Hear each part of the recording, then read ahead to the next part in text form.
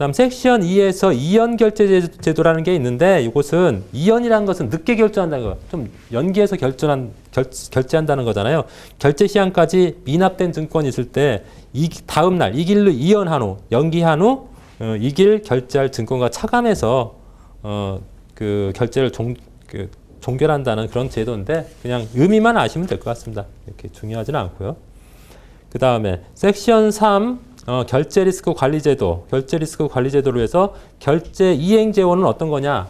아까 KRX 한국거래소에서 결제를 이행한다 했죠, 무조건. 거래 상대방이 이행하든 안 하든 그 KRX 이행하는데 그 재원은 어디서 갖고 오는 거냐? 첫 번째 손해배상 공동기금이라고 해서 증권사들이 적립해놓은 돈이 있습니다. 그 돈. 그다음 두 번째 결제 적립금. 결제 적립금 거래소에서 결제하는 기간이니까 결제 적립금이 있겠죠. 그걸로 하고 그다음 회원보증금으로 한다 했습니다. 그다음 결제 불이행 시 예방제도 2번 결제 불이행 시 어떻게 예방할 수 있느냐. 결제 이용을 파악 관리하는 거 당연한 말이고 결제 이행 보증을 위한 유동성 공급 좀 현금화 많이 시켜놔야겠죠. 그다음에 증권 결제의 특례라고 해서 거래소가 만약에 현저하게 결제가 곤란하다고 인정되는 경우에는 현금 또는 유사한 종목을 증권으로 결제할 수 있도록 현금이 없으면 증권으로 결제할 수 있도록 그런 특례를 마련하고 있습니다. 다음 결제가 불이행되면 어떻게 처리하느냐가 또 이제 나와 있죠. 1번부터 7번까지 아주 그냥 상식적인 얘기죠. 결제 불이행 조치하면은 뭐 지급 정지하거나 채무 인수 안 해주면 되는 거지. 그리고 일괄청산 이미 납부할 것이 있다면은 상계 조치하면 또 결제가 될 수가 있고 그 다음에 결제 불이행 회원에 대해서 구상권 행사한다. 만약에 뭐 A 증권사에서 결제 불이행했으면 뭐 일단은 거래소가 결제는 하는데 그 결제한 거에 대해서 그 A 증권사한테 너 우리가 대신 결제 1억 해줬으니까 너가 내라 하고 구상권 청구할 수 있겠죠. 그런 게 구상권이고요.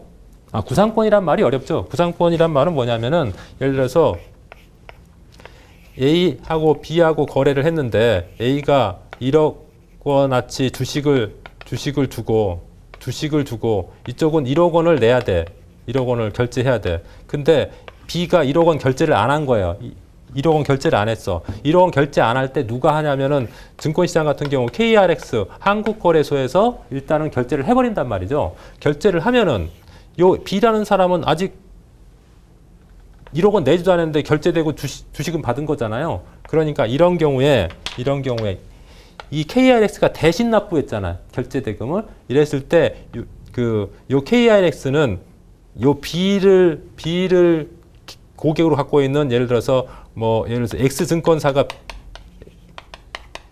B 고객은 X증권사 고객이라고 치자고. 그럼 KRX는 요 X증권사한테 나 이 사람 거 대신했으니까 너가 1억 우리한테 줘 하고 이렇게 청구하는 거 이런 걸 구상권이라고 하고 또 X증권사는 B한테 우리가 너 때문에 KRX인데 1억 줬어. 너 우리한테 줘. 이렇게 하는 것이 이런 것이 구상권이야. 이런 걸 구상권이라고 해요. 네. 그 다음에 나머지는 여러분들이 한번 보시고요. 뭐 너무 일반적인 얘기, 상식적인 얘기라서 뭐 여러분들이 보시면 되겠고 4번 증권시장의 거래증거금. 원래 증권시장의 거래증거금이라는 게 없었거든요. 근데 파생상품 시장의 제도인데 요즘에 이제 가격 제한 폭이 예전에 15%였는데 30%로 또 그 폭이 넓어지면서 그만큼 결제 위험이 조금 더 불안해진 거잖아요. 그래서 이제 증권사가 거래소에 일정 부분 증거금을 더 낼 수 있게 한 제도가 거래증거금 제도인데 거래증거금 제도는 요거 체크 좀 해놓으시기 바랍니다. 주요 내용 보면 부가 대상 종목 있죠? 부가 대상 종목은 상장 주식, 그다음 증권 상품 ELW, ETN, ETF 여기로 한정한다. 이게 지금 보통 결제 대상 종목이거든요. 보통 결제. 결제에는 보통 결제가 있고 당일 결제 있고 이길 결제 있는데 당일 결제는 오늘 바로 결제하는 거고 이길 결제는 다음 날 결제하는 거고 보통 결제는 벌써 T+2일 날 다음 날 결제하는 거거든요. 이런 것이 그러니까 상장 주식이나 증권 상품은 대부분 이제 보통 결제 방식을 취하고 있는데 이런 것만 거래 증거금을 부과한다. 그리고 산출 방법은 어떻게 해요? 증권회사의 자기계좌 및 위탁계좌 그룹별로 순위험 증거금과 변동 증거금을 산출하여 합산한다. 그러니까 거래 증거금으로 두 가지를 받아요. 순위험 증거금, 그다음 변동 증거금. 요거 합산해서 거래 증거금을 받는다는 소리예요. 순위험 증거금이란 것은 뭐냐면은 향후에 발생할 수 있는 잠재적 손실에 대비해서 받는 증거금이고, 그다음 그 변동 증거금은 당일 손익을 반영한 증거금이라고 보시면 돼요. 그 다음에 챕터 7의 시장감시 나와 있는데요. 시장감시는 시장감시위원회라는 게 거래소 내에 있습니다. 그래서 거기서 이제 불공정 거래 예방 활동이나 시장감시, 이상거래, 뭐 또 회원감리, 분쟁 조정 이런 일들을 하는 거죠. 그런 내용들이 섹션 2, 섹션 3, 섹션 4에 나와 있는데 어려운 내용이 아니니까 여러분들이 한번 보시고요. 그 다음에 중요한 것은 이제 섹션 6의 거래소의 분쟁 조정, 여기가 좀 제일 중요한 부분이라고 할 수 있겠습니다. 거래소에서도 분쟁 조정하는데 분쟁 조정 절차가 나와 있죠. 그 분쟁 조정 접수일로부터 30일 이내에 시장감시위원회에 회부하고, 다음 회부한 후 30일 이내에 조정심의 조정결정을 해야 된다. 그리고 조정결정 통지를 받은 때로부터 15일 이내에 그 수락 여부를 양 당사자가 표시해야 된다. 그래서 수락을 하면은 민법상 화해와 같은 효력이 있다. 이게 제가 아까 말씀드렸던 내용이 이제 나와 있고요.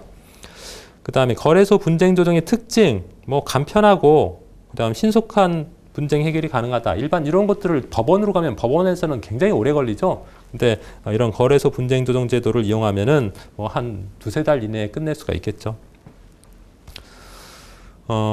이렇게 해서 마치고요. 중요한 부분 좀 정리를 하고, 그리고 실전 예상 문제 풀어보도록 하겠습니다. 이번 시간에 할 내용들은 크게 중요한 부분은 없는데 굳이 찾자고 하면은 첫 번째, 우리나라 주식시장의 그 결제 방법 3가지, 그리고 결제가 불이행됐을 때 처리 방법, 그것 좀 기억하셨으면 좋겠고, 그 다음에 증권시장에 거래증거금 제도가 생겼다 했죠. 그 거래증거금의 의미하고 거래증거금은 어떤 증거금이 있는지 그런 것들 좀 기억했으면 좋겠고요. 산출 방법.